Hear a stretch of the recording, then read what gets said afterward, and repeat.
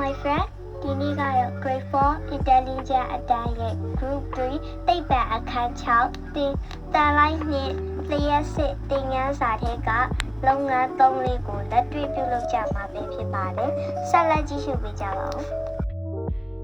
လုပ်ငန်းတော့တန်ကြောင်တစ်ချောင်းကိုတလိုက်ဖြစ်သွားစေရန်မိတို့ပြုလုပ်ရမည်။ထို့သို့ဖြစ်သွားစေရန်လိုအပ်တဲ့ပစ္စည်းတွေကတော့တန်ကြောင်တစ်ချောင်း stapler အချို့နဲ့တန်လိုက်တစ်ခုလိုလိုပါတယ်။အခြားပြည်သည့်အရာမှမပြုလုပ်မီတန်ကြောင်ကိုအချုပ်ဆက်အများအနည်းတို့ယူခဲ့ပါ။တန်ကြောင်ဒီအများကိုဆွဲဆောင်ခြင်းမရှိသည်ကိုတင်တွေ့ရပါလိမ့်မည်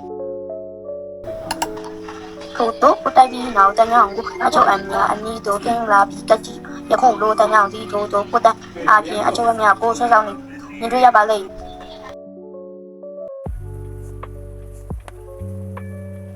ဒါဟာတန်လိုက်တစ်ခုရဲ့ဝင်ရုပ်စုတစ်ခုတည်းနဲ့တန်ချောင်းကိုအမြဲတမ်းတစ်ဖက်တည်းသို့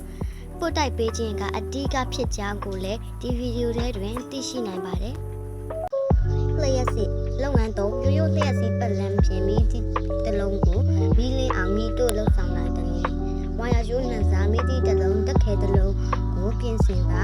ထိုပစ္စည်းများဖြင့်မိသည့်တစ်လုံးမီးလင်းအောင်ကြိုးစားလှုပ်ဆောင်ပါလျှက်စစ်ဖြစ်ဖို့လိုအပ်တဲ့ပစ္စည်းတွေကဝါယာကျုံနဲ့ကျုံမိတိတလုံးနဲ့တစ်ခဲတစ်လုံးတို့ပဲလိုအပ်ပါတယ်လျှက်စစ်ဖြစ်ဖို့ဝါယာကျိုးကိုမိတိဖြင့်ကပ်လိုက်ပါပြီးနောက်တစ်ခဲကိုလည်းကျန်တဲ့နှစ်ဖက်နဲ့ကပ်ပါ